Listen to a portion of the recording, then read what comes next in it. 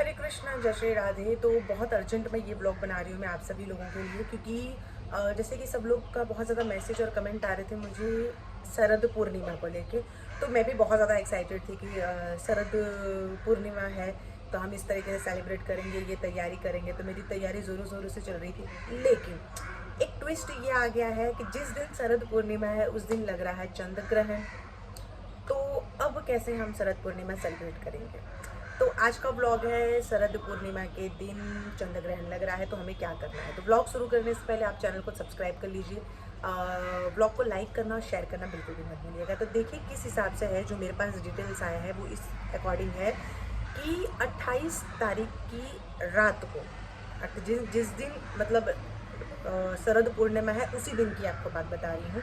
28 को शरद पूर्णिमा है, 28 की रात को 11:30 बजे चंद्र ग्रहण शुरू हो जाएगा, मतलब लगना शुरू हो जाएगा। तो चंद्र ग्रहण भारत में 11:30 बजे से आरंभ हो जाएगा और रात्रि 2:24 तक, तो 24 मिनट पर ख़त्म होगा। यानी कि 28 की रात को 11:30 बजे लगेगा और 29 यानी कि 12 बजे के बाद दिन बदल जाता है, तो 29 को ख़त्म होगा 2:24 पर।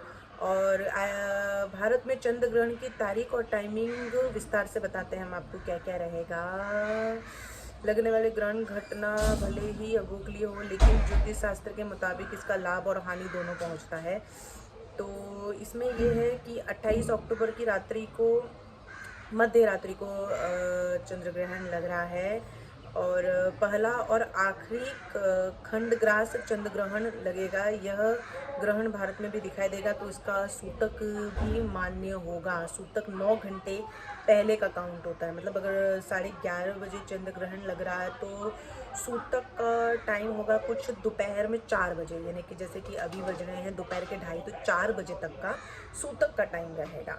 तो अब सूतक के चंद्र ग्रहण का 1:05 पर स्पर्श होगा, रात्रि में 1:44 पर मध्यकाल होगा और इसका मोक्ष रात्रि 2:24 पर रहेगा। टोटल चंद्र ग्रहण का कितना टाइम लग रहा है?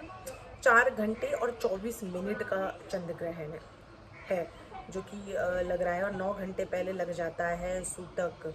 तो अब सूतक में किस हिसाब से करेंगे हम?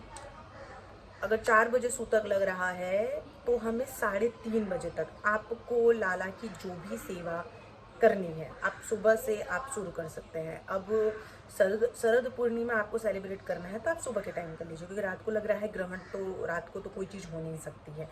तो अगर लाला को आपको श्रृंगार करना है तो आप उनका श्रृंगार कर लीजिए, सुबह ही कर लीजिए। कोई पूजा करते हैं अगर आप शरद पूर्णिमा के दिन, जैसे लक्ष्मी माता की पूजा होती है, कलश की पूजा होती है, और अगर ये सब चीज़ें हो रही हैं, अगर आप करना चाहते हैं तो ये आपको 3:30 बजे तक करके आपको सब संपन्न कर लेना है, क्योंकि 3:30 बजे के बाद ना आप लाला की सेवा कर सकते हैं, ना आप कुछ खाना खा सकते हैं, और मंदिर पूजा पाठ कोई भी चीज़ें सूतक काल में नहीं होती हैं।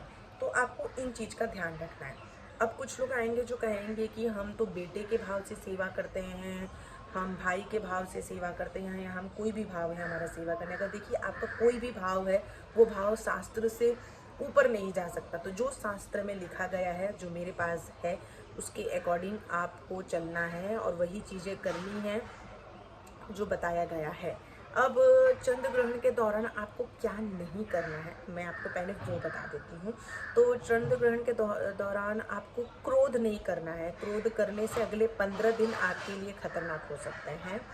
फिर चंद्र ग्रहण के दौरान भोजन ग्रहण न करें, साथ ही पूजा पाठ करना भी वर्जित माना जाता है। चंद्र ग्रहण के दौरान किसी भी सुनसान जगह या सुनसान भूमि के पास नहीं जाना चाहिए। इस दौरान नकारात्मक शक्तियों का प्रभाव जो होता है वो पृथ्वी पर काफ़ी ज़्यादा बढ़ जाता है। चंद्र ग्रहण के दौरान व्यक्ति को किसी भी नए काम की शुरुआत नहीं करनी चाहिए। माना जाता है कि ग्रहण के दौरान नकारात्मक ऊर्जा अधिक रहती है। ग्रहण की अवधि में पति पत्नी को शारीरिक संबंध नहीं बनाने चाहिए, ऐसा करने से आपके घर में सुख शांति खराब हो सकती है। अब चंद्र ग्रहण के दौरान क्या करना है आपको वो भी जान लेते हैं। चंद्र ग्रहण के दौरान सिर्फ भगवान के मंत्रों का जाप करना चाहिए। और जो कि 10 गुना फलदायी होता है। अगर आप ग्रहण के दौरान अगर माला जाप करते हैं, मंत्र जाप करते हैं, तो उसका 10 गुना ज़्यादा फल आपको मिलता है। तो हम तो फल की इच्छा से नहीं करते, तो हमें तो वैसे भी जाप करना है, तो चंद्र ग्रहण में कर लें, कोई भी टाइम में कर लेंगे, करना है। चंद्र ग्रहण के बाद शुद्ध जल से स्नान करके गरीबों को दान देना चाहिए। चंद्र ग्रहण के बाद पूरे घर को शुद्ध करना चाहिए। ऐसा करने से घर में सभी नकारात्मक शक्तियाँ दूर हो जाती हैं। ग्रहण के समय गायों को घास, पक्षियों को अन्न, जरूरतमंदों को वस्त्र दान देने से अनेक गुना पुण्य प्राप्त होता है ग्रहण के समय। अब तो रात को लग रहा है, तो रात को तो ये पॉसिबल नहीं। अब बहुत लोग ये कहेंगे कि मध्य रात्रि में, मतलब 2:30 बजे के आसपास ग्रहण खत्म हो रहा है, जो चंद्र ग्रहण है वो, तो क्या करें। देखिए, वैसे तो सोना मना है चंद्र ग्रहण के, मतलब कोई भी ग्रहण लगता है, सूर्य ग्रहण या चंद्र ग्रहण, हमको सोना मना है, सोया नहीं जाता है। लेकिन अगर मध्य रात्रि में लग रहा है, जैसे 11:30 बजे, तो अधिकतर लोग सो जाएंगे, ऑफकोर्स सी बात है। तो अब आपको क्या करना है, अगर 11:30 बजे लग रहा है तो समझ लीजिए आप 1 घंटा माला करके अगर आप सोना चाहते हैं तो सो सकते हैं। अगर मुझसे अगर आप पूछेंगे तो मैं 2-3 जगह और कंफर्म करूंगी कि सोना है कि नहीं सोना है। अगर नहीं सोना होगा तो मैं कोशिश करूंगी कि मैं जगह के माला जाप करूं, और जहाँ तक हो सके कुछ भगवत गीता पढ़ लूँ या कोई और पुस्तक पढ़ लूँ जो मेरे पास हो। फिर नहा धो के सुबह घर को साफ सफाई करके, झाड़ू पोछा, जो भी, नमक के पोछे से आप पानी मारेंगे तो पोछा मारेंगे तो अच्छा है। नमक के पोछे से पोछा मार के फिर गंगा जल छिड़क के फिर कोशिश करूँगी कि मंगला आरती में अटेंड कर लूँ मंदिर का। फिर वहाँ से आके लाला को आपको तुलसी दल से या जैसे भी आप पंचामृत से स्नान कराना चाहें तो आप करा सकते हैं। अब ये है कि 3:30 बजे अगर हम लाला को सुला देंगे तो अब क्या करना है। तो देखिए, पीने के पानी में, जो आप पानी पीते हैं या स्नान करते हैं, जो भी है, सब में आपको, खाने वाने की सारी चीज़ों में आपको तुलसी दल डालना है। ये तो आप किसी भी ब्राह्मण पंडित अगर आपके वहाँ रहते हैं तो आप उनसे पूछेंगे तो आपको बता देंगे।